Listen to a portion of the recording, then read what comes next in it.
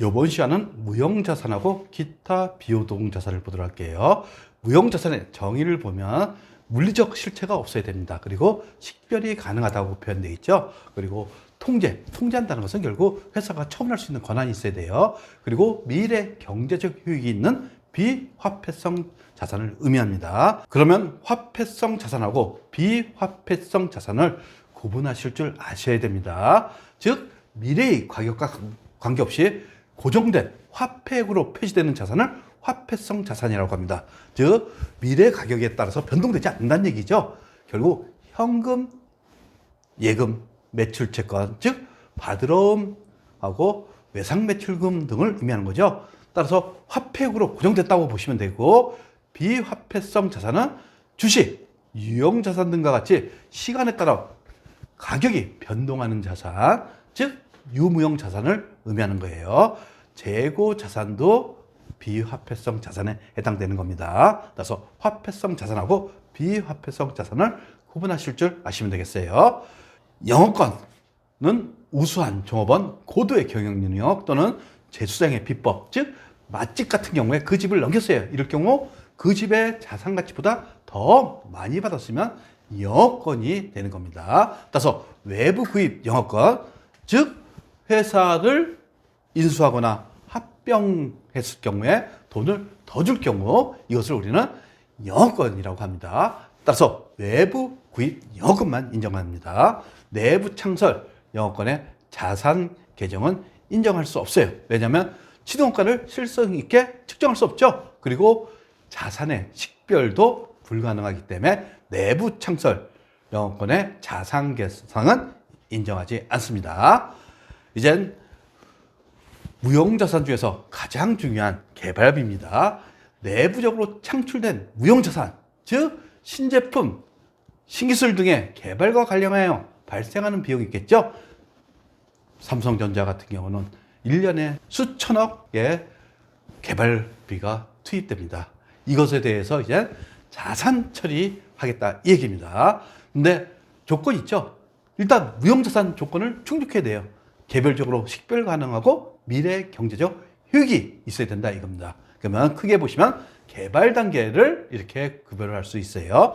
크게 연구 단계. 연구 단계에서는 비용 처리하시면 되는 겁니다. 즉 연구비로 비용 처리하는 거죠. 그런 다음에 이제 개발 단계, 즉 자산 인식 조건 충족 시 개발비로 처리하시면 됩니다. 근데 미충족할 경우에는 경상 연구 개발비 비용 처리하겠다 이겁니다. 따라서 연구 개발 단계 요것에 대해서 이제 구분해야 되는데 이게 참 어렵습니다. 기업에서. 따라서 연구 단계하고 개발 단계를 구분한다는 게, 연구 단계를 탐색 단계라고 표현합니다. 그리고 탐색하고 나서 본격적으로 어떤 제품을 개발하겠다. 이 단계를 개발 단계라고 하는데, 제가 한번 예를 들어 볼게요. 결혼정보업체, 이제 결혼을 하고 싶어요. 그래서 결혼정보업체에 돈을 줘야겠죠. 그러면서 3명의 자기소개서를 받았어요. 그러면 거기에 직업하고 연봉하고 사진하고 학력이 기재되어 있겠죠. 3명, 한 분은 군인이에요. 그리고 한 분은 경찰관, 세 번째는 의사입니다. 이렇게 3명에 대한 소개서를 받았어요.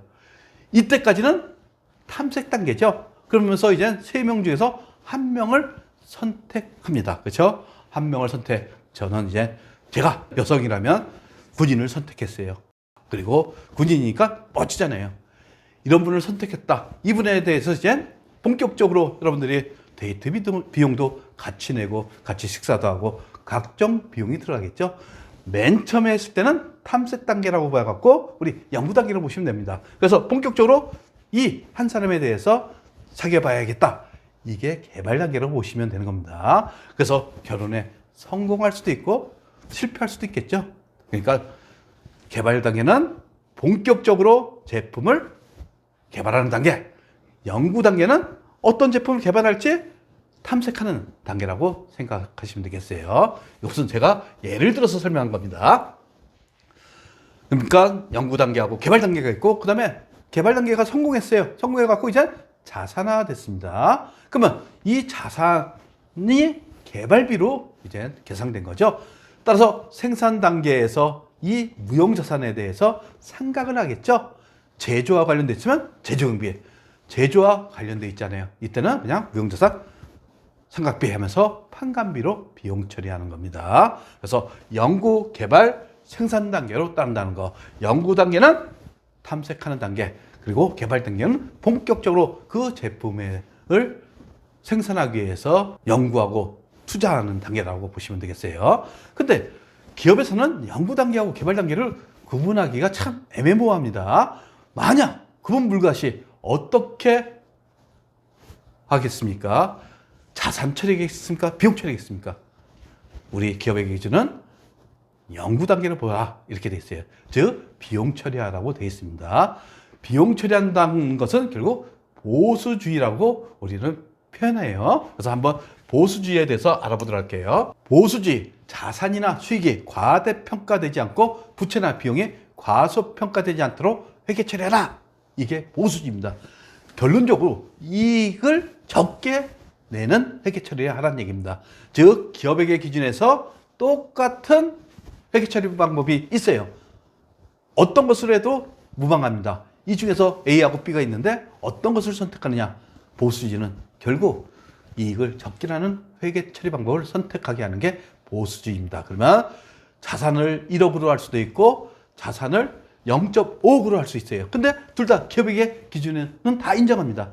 그러면 어떤 것으로 하는 게 보수주의라고요? 자산을 0.5억으로 잡으라는 겁니다. 왜? 자산하고 이익은 비례관계겠죠? 자산을 적게 잡으면 이익을 적게 잡는 거죠. 따라서 이것이 보수주의라고 표현합니다. 이 보수주의의 단점은 논리적 일관성이 결여되어 있어요. 그냥 이익으로만 판단해 갖고 회계 처리하라. 이것은 논리적이지 않다 이겁니다. 그리고 산업재산권 대표적인 게 특허권, 실용실현권, 상표권이 있다는 거. 이것을 한번 읽어보시면 됩니다. 라이센스도 이제 무형자산이 되고 소프트웨어, 윈도우 11 등 컴퓨터를 구입했을 때 윈도우 11이 딸려간 것은 이것은 무형자산이 아니라 컴퓨터의 취득가액이 되는 겁니다. 그래서 별도 구입했을 경우 소프트웨어로 회계 처리하는 겁니다. 그 다음에 프랜차이저, 저작권, 임차 권리금도 다 무형자산이 되는 겁니다. 그러면 무형자산의 취득원가는 매입가액 플러스 부대 비용이죠. 근데 합리적이고 일관성 있게 배부된 간접 지출, 즉 간접 비용도 된다는 얘기입니다. 근데 유형자산에서는 직접 원가만 대상이 된다고 공부했죠. 근데 무형자산은 간접 지수도 포함된다고 보시면 되겠어요. 그리고 상각 대상 금액, 잔존 가치가 원칙적으로 제로입니다. 왜? 형태가 없기 때문에 마지막에 제로를 본다 이겁니다. 유형자산은 나중에 고철도 처리할 수 있기 때문에 잔존 가치가 원칙 0이 아닙니다. 만약 차량도 나중에 폐차 처분하면 단돈 몇십만 원이라도 받기 때문에 잔존 가치가 있어요. 근데 무형자산은 형태가 없기 때문에 원칙은 제로로 보겠다 이겁니다.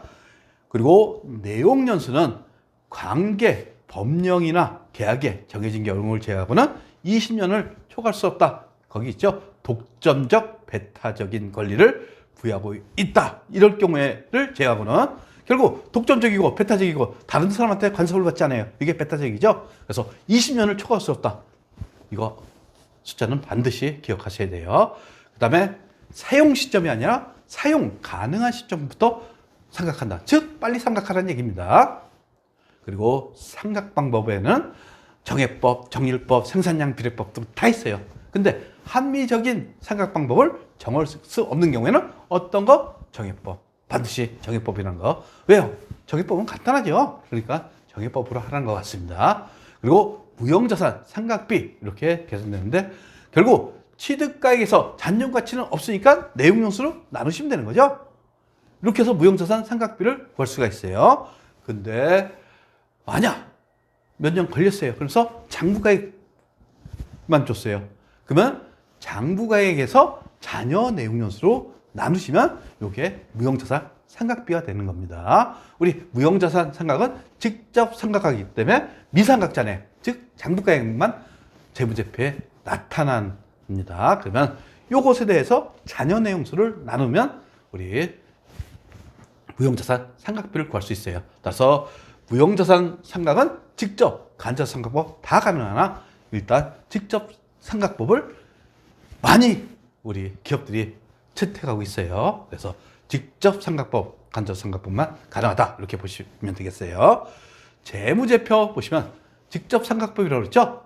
따라서 무형자산 삼각비하고 무형자산을 날리시면 되는 거예요. 만약 간접삼각법이다 그러면 여기 있죠. 또는 삼각누계 이럴 때는 간접삼각법이 되는 겁니다. 그리고 부분 재무상태표 보시면 직접 삼각표 여기에 장부가액뿐이 없다 이겁니다. 즉 미삼각전액 장부가액 이렇게 돼 있죠. 결국 요 장부가액 갖고 나누기 자녀 내용요소 하면 무형자산 삼각비가 되는 겁니다. 그럼 예제를 보도록 할게요. 10월 1일 고려대학에 의뢰한 신제품 개발에 따른 용역비 1,000만 원을 보통예금에서 2차에 지급하다. 자산 요건을 충족한다. 이렇게 신제품 개발을 의뢰하는 것도 이것도 우리 개발비로 회계 처리할 수 있어요. 그리고 자산 요건을 충족한다 그랬죠. 그래서 차변의 개발비, 대변의 보통예금 이렇게 하시면 되겠습니다. 그 다음에 두 번째 12월 31일 현재 특허권 미삼각잔액 즉 장부가액이 있다는 얘기입니다. 특허권은 2년 삼각하였고 회사는 특허권 삼각에 대해서 사용 가능 시점부터 5년간 직접 삼각한다. 결국 자녀 내용 요소 몇 년입니까? 3년이죠. 결국 미삼각잔액 장부가액 있죠. 이것을 자녀 내용 요소로 나누시면 매년 얼마씩 150만 원씩 삼각할 수 있어요.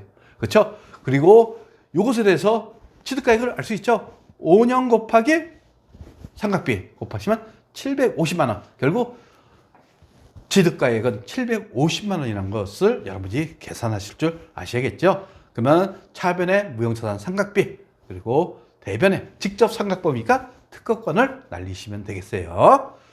그러면 유형자산하고 무형자산 비교해 보도록 할게요. 취득가액 보시면 차이 나는 거. 무형자산은 간접 지출도 부대비용에 포함된다는 거. 그리고 잔존가액 보시면 무형자산은 형태가 있죠. 그러니까 처분 시 예상되는 순현금 유입액이 잔존가액이 되는 거예요. 근데 무형자산은 형태가 없기 때문에 원칙적으로 제로라는 거.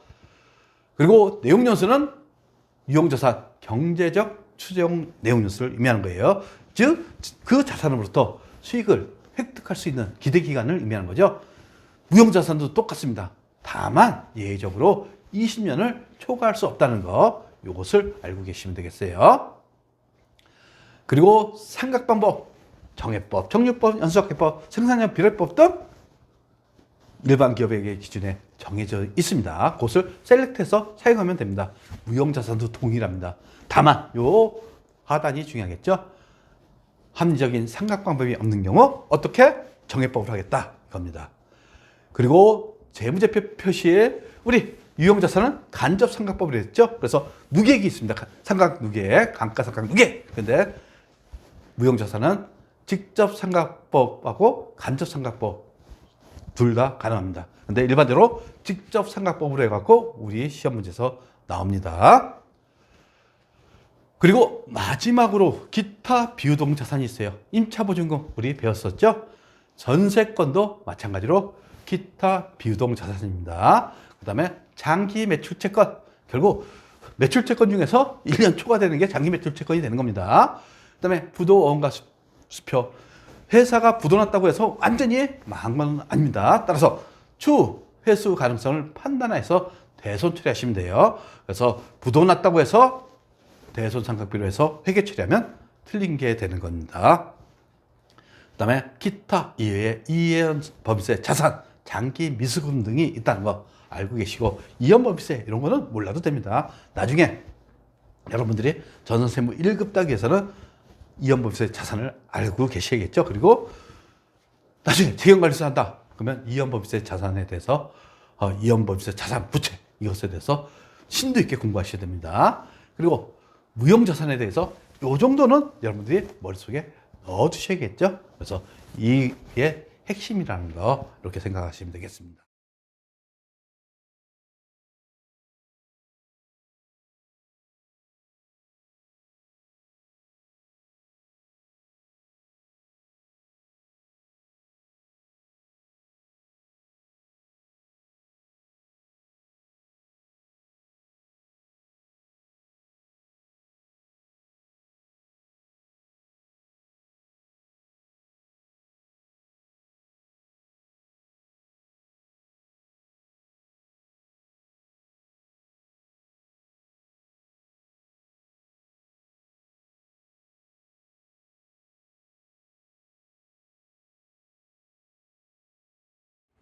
구독과 좋아요는 우리에게 큰 힘이 됩니다.